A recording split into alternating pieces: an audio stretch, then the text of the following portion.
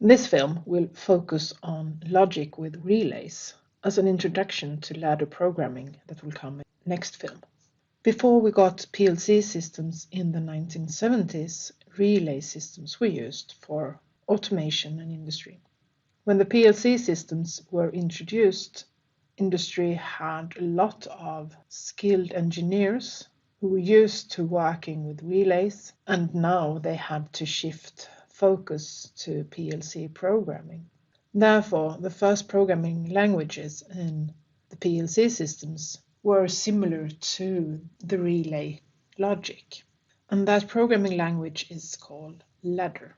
So before we go into ladder programming, I will show you a bit about relay logic, and then we will go into ladder diagrams in the next film. This is one sort of relay where we have input terminals A1 and A2. If we have a voltage over those terminals, we will have a current flowing through this coil, this electromagnet. When there is a current flowing through the electromagnet, it will affect this lever, which in turn will affect those contacts. The symbol for the relay is like this, where we have the terminals A1, A2, and the contacts. In this case, we have a contact that can switch between 2 and 3 here to 1. I will use a relay and the monitoring contacts in this example. Relays are often used to start motors, and we will use it like that in this example as well. We have a motor that should start when a current flows through a relay K1, and then we have those monitoring contacts. The motor should be started by pushing one of 2 start buttons, or both of them, start 1 and start 2. And after being started, the motor should continue to run until we hit the stop button.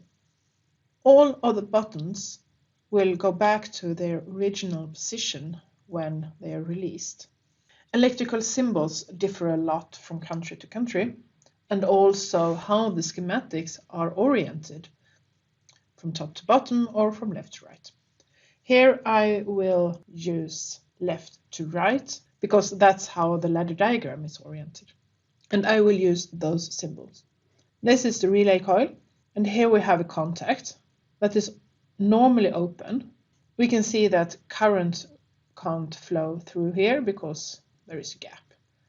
But when this contact is activated, it will close and the current can flow through. We also have a normally closed contact here.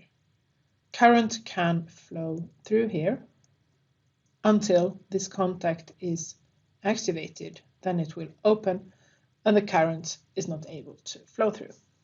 And here we have those buttons that will spring back when it's released. This is a normally open contact and a normally closed contact. And here is the representation of the push button. Push here and it's closed, and when you release it, it will open again. And here, push the button, this one will open, and release the button and the switch will close again. This is how we normally represent relay logic. We have 24 volts here, and somewhere in the other end we have the minus side, 0 volts. And we want the current to flow from plus to minus. Here we have 2 normally open contacts. If both are closed, hence both are activated, then we will have current flowing through. So this is an AND. We have to close this one and this one.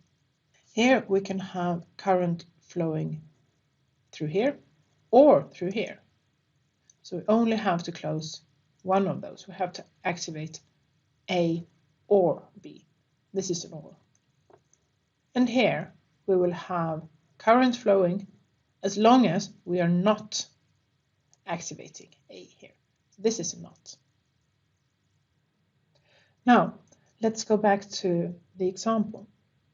We should start a motor when we push the start buttons and stop it when we push the stop button. So we will need to start with the motor relay. Here is the motor relay K1, and we want to connect it to 24 volts and 0 volts. So we just connect it here. Oh, then the motor will be started. But we don't really have any way to stop it unless we cut the wire here. That's why we want to have those buttons. So let's start with a start button here. Now we have a normally open contact that will close if we push it here. So if we have a connection here, we will start the motor if this is pushed.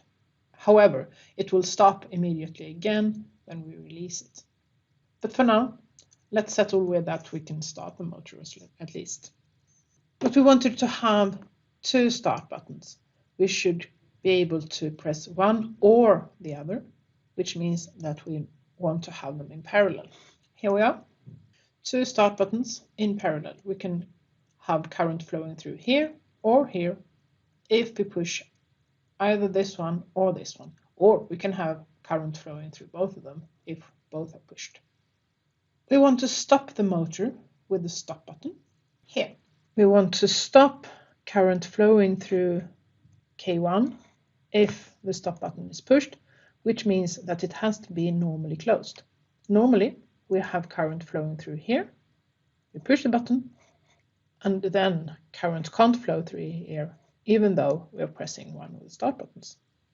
We have one more problem to solve, and that is that we want the motor to continue to run even if we release the start buttons until we press the stop button. And that can be solved through a latch, like this.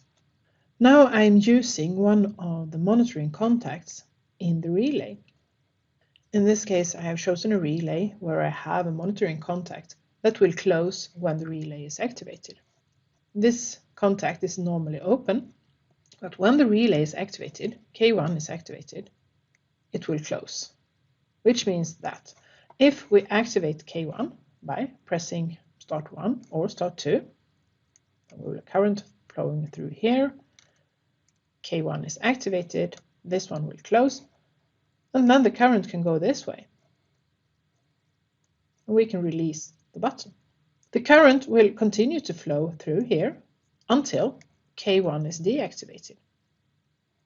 The relay is deactivated when current can't flow through here. We will stop the current from flowing by pressing stop. Then we will open the circuit here. K1 will be deactivated and we will open here, which means that we can release the stop button and no current will flow until we press the start button again. And this is called a latch. It will hold the current state until anything changes. What will happen if I try to start and stop the motor at the same time? If I push the start button and push the stop button at the same time, then the motor will be stopped because this will cut all current and I can't start with no current flowing here, which means that this is a stop dominant memory function. The motor is stopped if stop and start are pushed at the same time. Can we do this differently? Can we have the same function and the motor will be started if I push both start and stop? Can I have a start dominant latch? Yes, I can. Here it is. Here again, I have K1. I have 24 volts, 0 volts. Start 1 and start 2 are connected in parallel. But now I have a stop button here, which means that I can push start 1 here and have current flowing through to the motor, even though stop is pushed. There is contact here. So this will be start dominant. Is it a latch? Yes. I have K1 here, the monitoring contact that will be closed if K1 is activated. So if I press start 1, K1 will be started, and here K1 will be closed.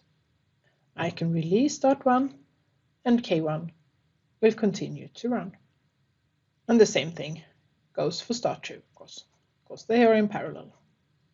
If I push the stop button here, I will disconnect this part from 24 volts, which means that we can't have any current flowing through here, which means that K1 will be stopped and the contact will be open again, unless we continue to hold either start 1 or start 2.